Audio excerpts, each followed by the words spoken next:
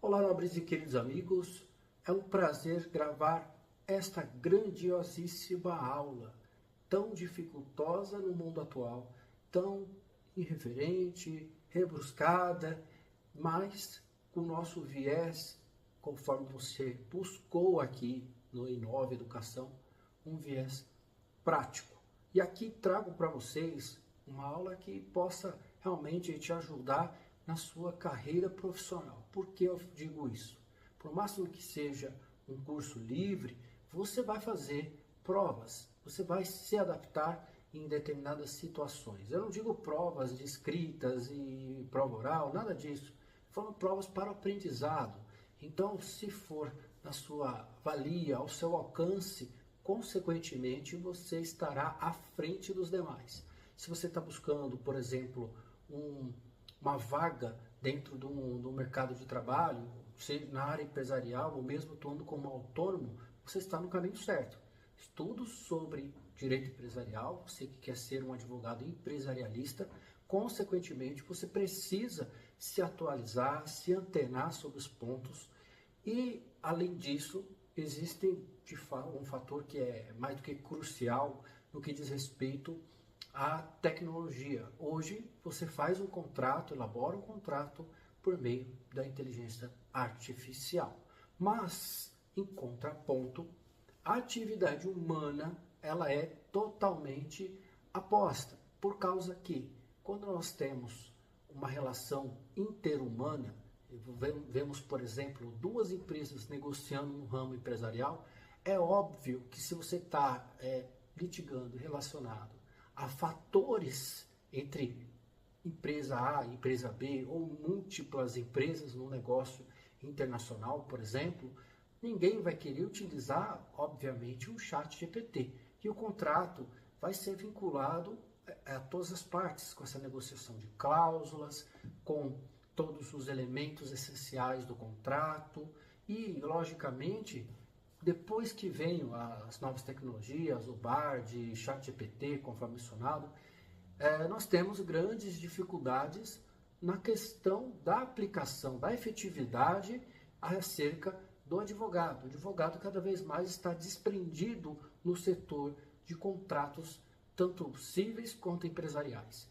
Contratos bancários, ainda temos uma vasta posição, vários professores, vários alunos que aprendem muito sobre esse ponto. Agora, nos contratos empresariais, até o direito empresarial em si tem sido abandonado com o passar do tempo. Preferem áreas de direito penal, até áreas do direito civil, administrativo, mas quem gosta de direito civil, obviamente, vai gostar um pouquinho de empresarial, porque ele é o sub-ramo também ali do direito empresarial, querendo ou não. Muitos artigos que estão vinculados ao direito empresarial está relacionada à questão do Código Civil, o próprio Código Civil que trata a respeito, a não ser quando se tratar do tocante à recuperação de empresas, propriedade intelectual, são legislações esparsas, mas nós temos um fator importante no tocante a esta posição de nós queremos buscar este conhecimento acerca do direito empresarial. Então eu vou colocar os nossos slides e vamos batendo um papo nesses 3 blocos de 30 minutos falando acerca de contratos empresariais com o viés prático, pelo menos material geral, porque não dá para tratar de 1 hora, obviamente, todos os contratos em espécie no direito empresarial. Aí nós temos que fazer o quê? Se você quer dar continuidade, entre em contato com o pessoal do Inove e solicite estas aulas para que nós possamos ministrá-las, tá certo? Por enquanto, aqui na teoria geral dos contratos, sem sombra de dúvidas, vai auxiliar por muitas e muitas ocasiões, tá bom? Então vamos ali na tela para vocês, bota na tela para você verificar. Aqui, prática jurídica empresarial, introdução aos contratos empresariais. Para você não me conhece, sou o Dr. Luiz Fernando Pereira, advogado e consultor jurídico. Meu Instagram, YouTube e o nosso WhatsApp oficial, tá certo? Então, já iniciando o nosso primeiro slide, o primeiro tópico é o que são contratos empresariais. Volta na tela comigo aqui, tá? Seguinte, contrato empresarial. Você sabe realmente que se trata de contrato empresarial? Eu trago um conceito, vou botar na tela para você para você entender, bote na tela aí. Contrato empresarial são instrumentos que estabelecem obrigações de direitos entre empresas ou empresas e outras atividades jurídicas como fornecedores, clientes e parceiros comerciais. Volta aqui comigo. Bom, é o seguinte, quando você está a definir algo no direito, corre um grande problema, né? Corre um grande problema, o engessamento.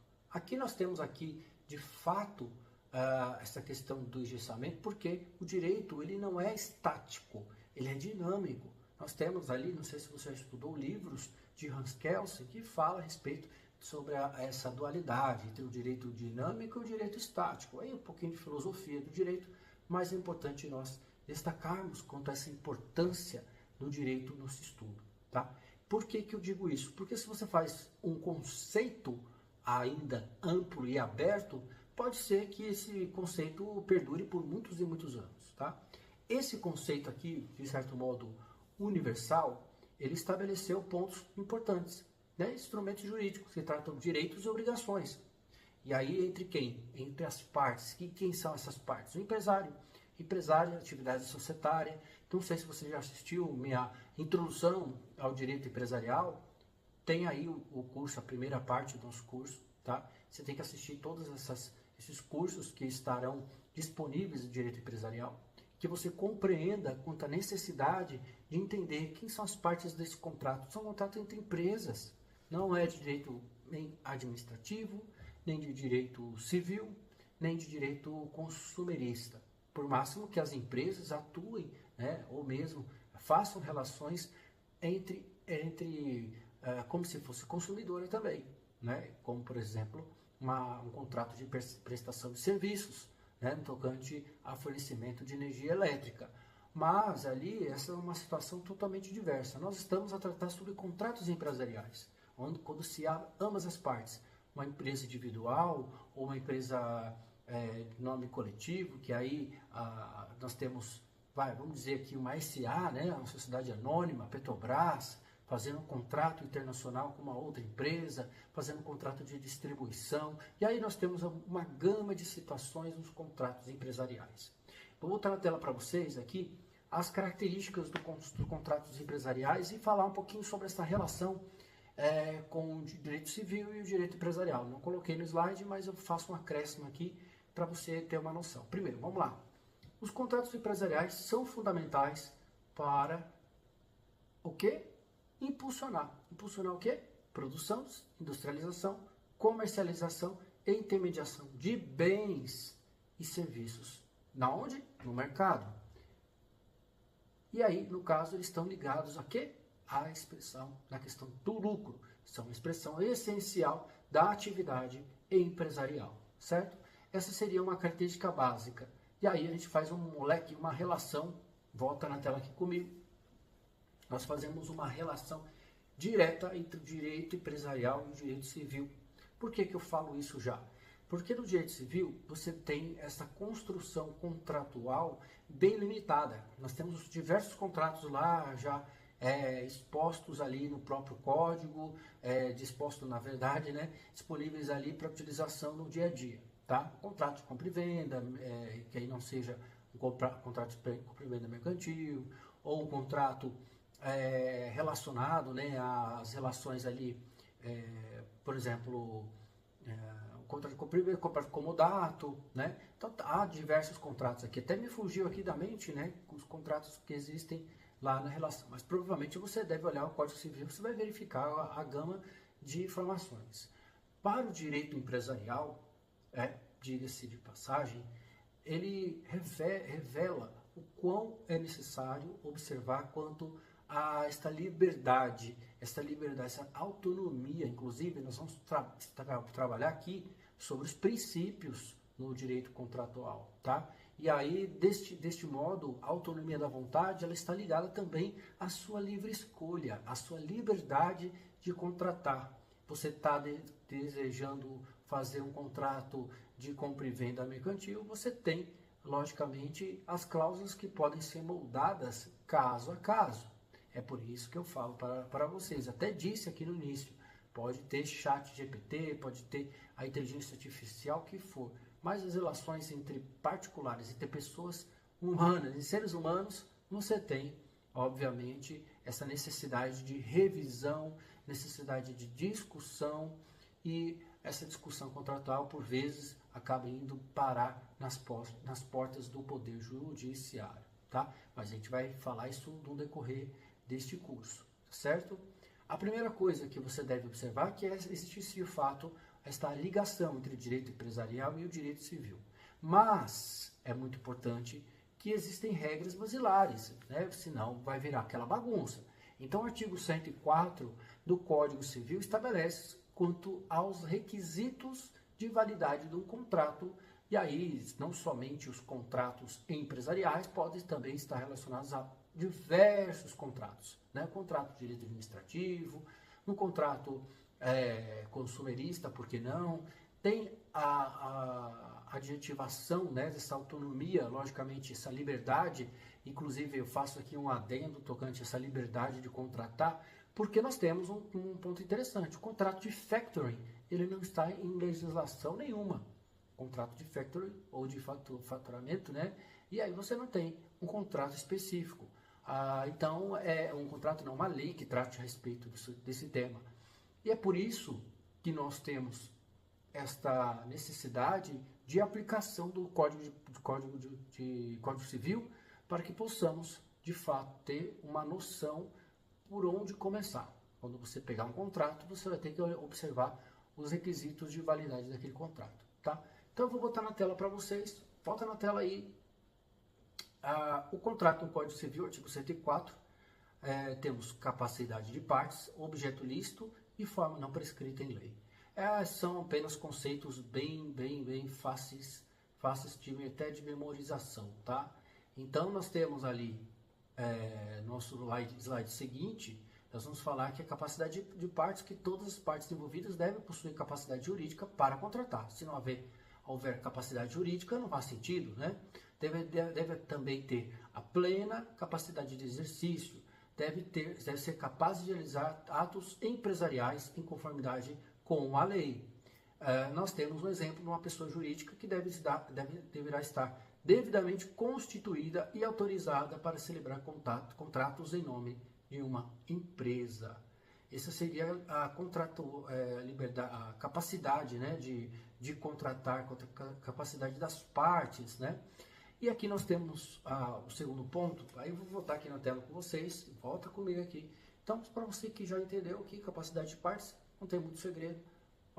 Essa capacidade, ela é interativa, você tem que colocar pessoas que estão devidamente qualificadas de direitos e obrigações na ordem civil. Qualquer tipo de pessoa pode celebrar um contrato, mas no contrato empresarial, as partes deverá ser observadas em relação a este requisito.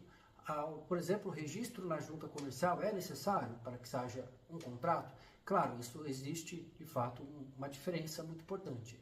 Um ato formal, uma solenidade, é diferente de um ato obrigatório.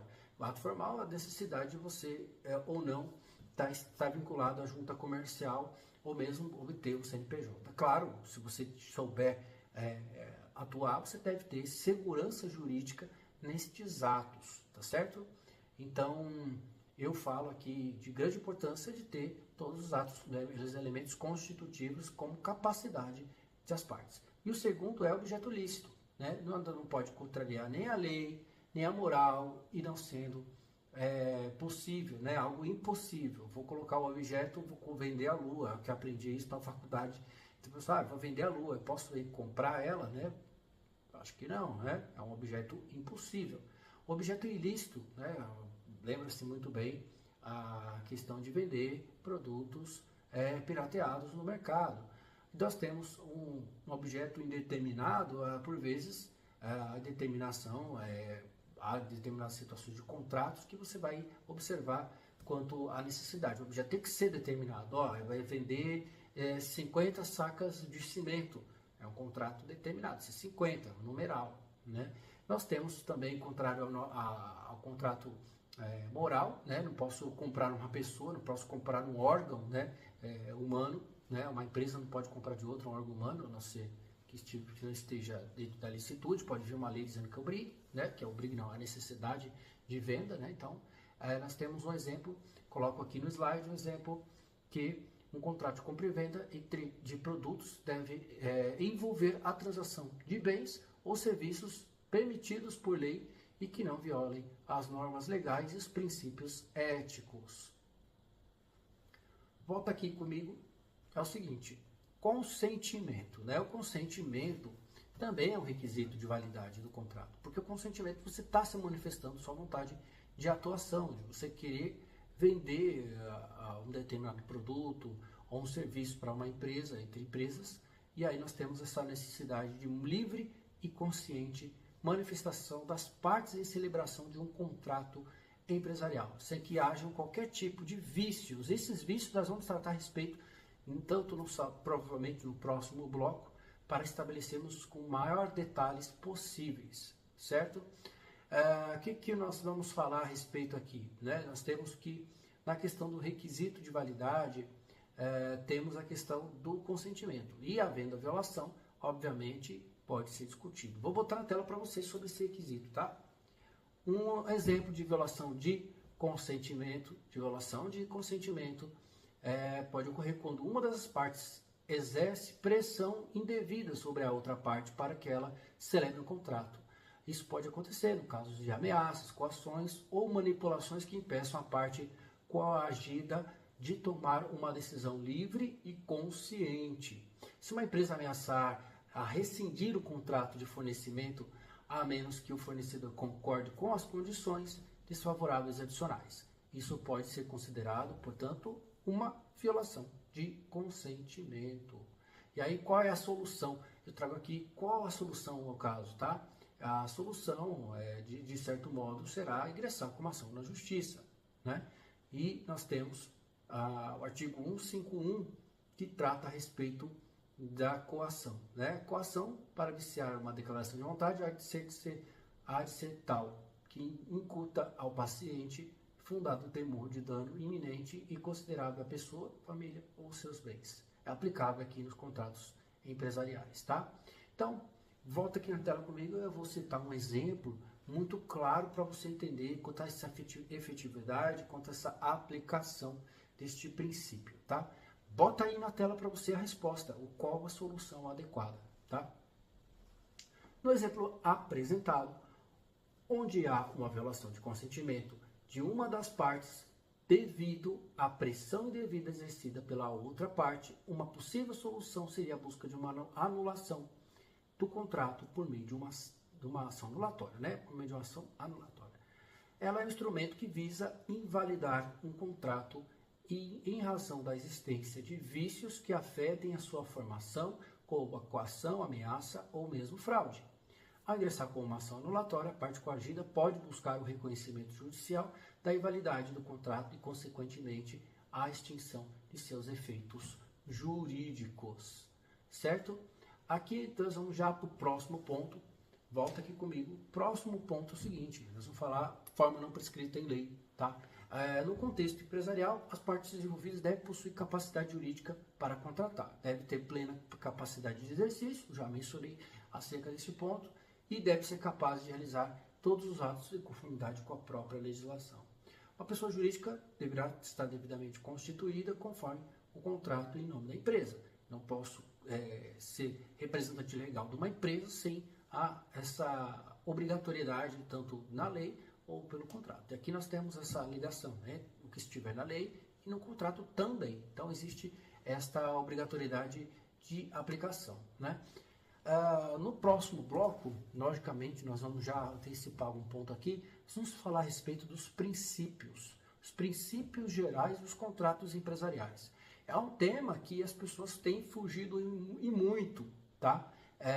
Eu vou falar a respeito sobre a importância desses princípios e, sem sombra de dúvidas, deve lhe auxiliar e muito na questão prática, porque você vai observar que os princípios, por vezes, eles chegam à equidade em relação à própria lei. Por vezes, o princípio está baseado na própria legislação em si. E essa seria a nossa base do nosso estudo no nosso próximo bloco, tá? Eu vejo vocês lá e esse tema vai ser quentíssimo.